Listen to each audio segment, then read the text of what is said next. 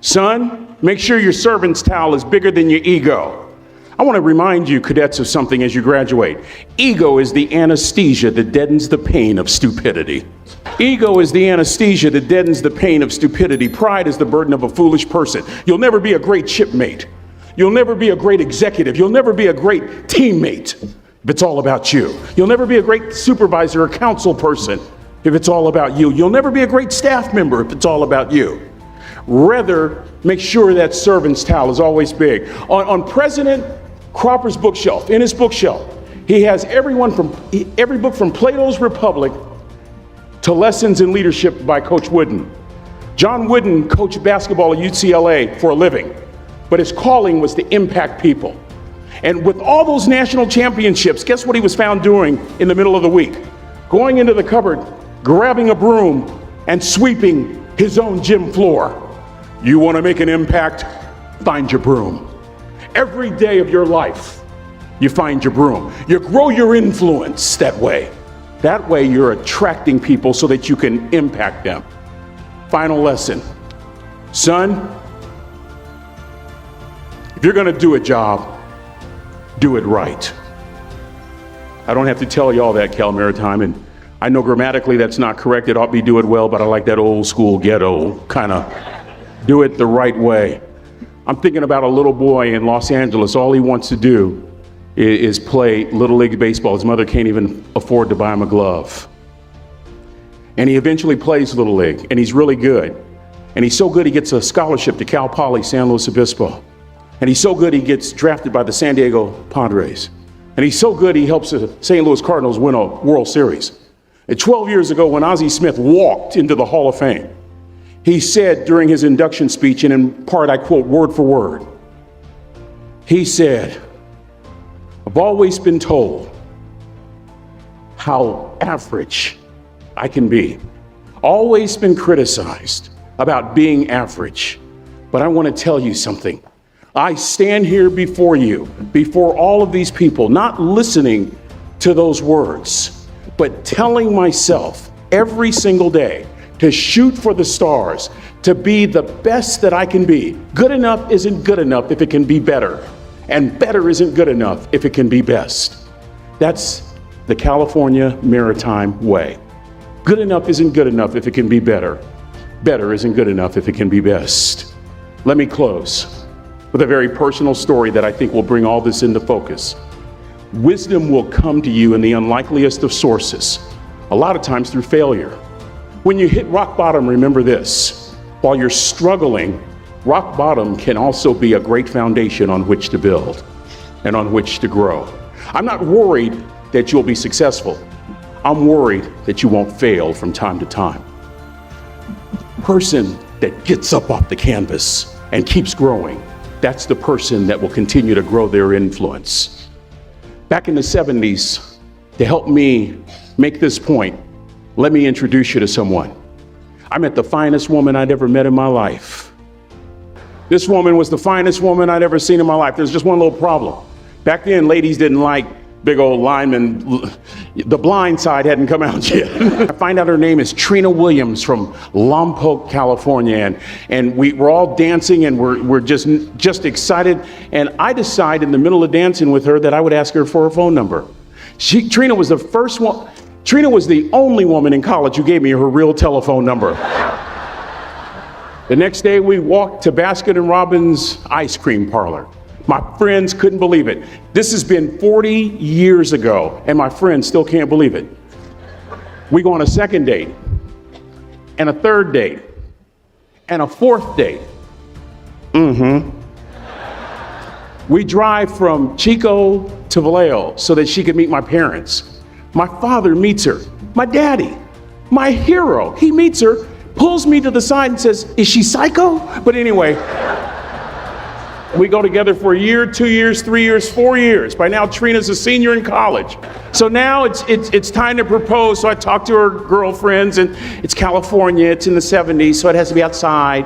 Have to have a candle, and you have to have, some chocolate. And listen, I'm from the hood. I had a bottle of Boone's Farm wine. That's what I had. She said yes. We get married. We have a few children. Our lives are great. One day, Trina finds a lump in her left breast. Breast cancer.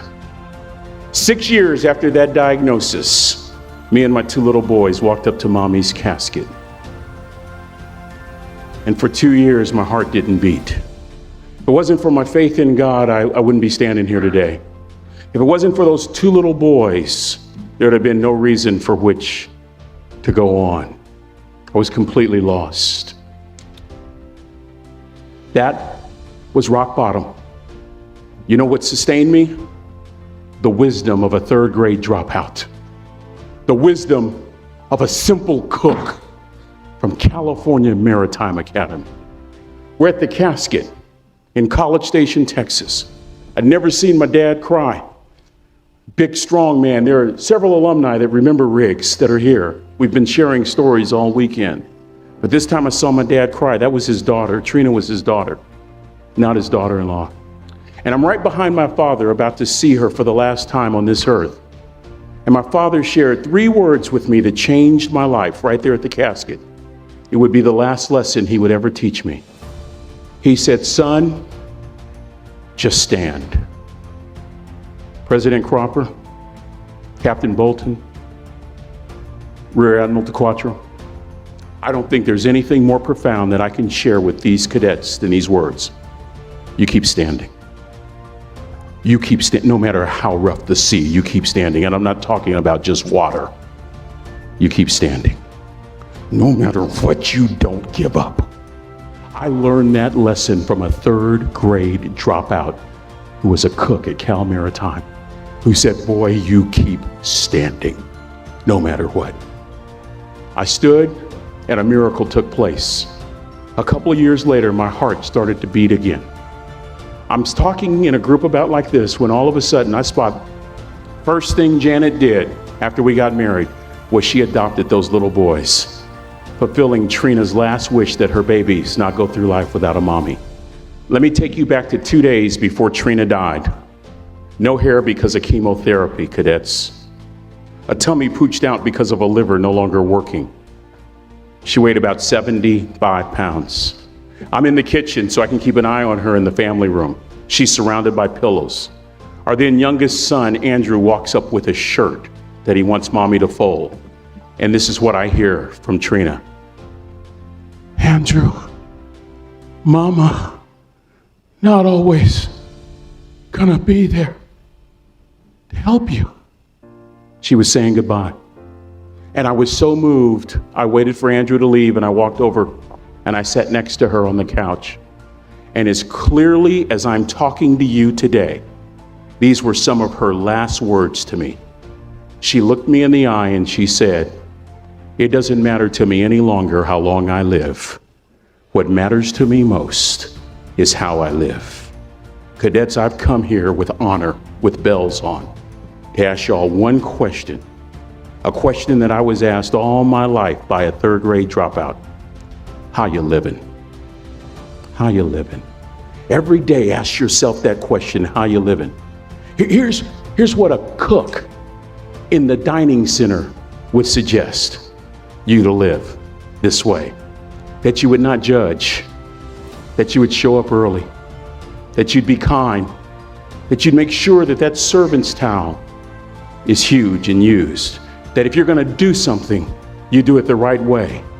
That cook would tell you this, that it's never wrong to do the right thing, that how you do anything is how you do everything. And in that way, you will grow your influence to make an impact. In that way, you will honor all those who have gone before you, who have invested in you, from teachers to grandparents to mom and dad. And when you combine that academic knowledge with that wisdom, oh my goodness, you will change the world. So to the class of 2017, it is with great honor that I say all your life, look in those unlikeliest places for wisdom. Enhance your life every day by seeking that wisdom and asking yourself every night, how am I living? May God richly bless y'all.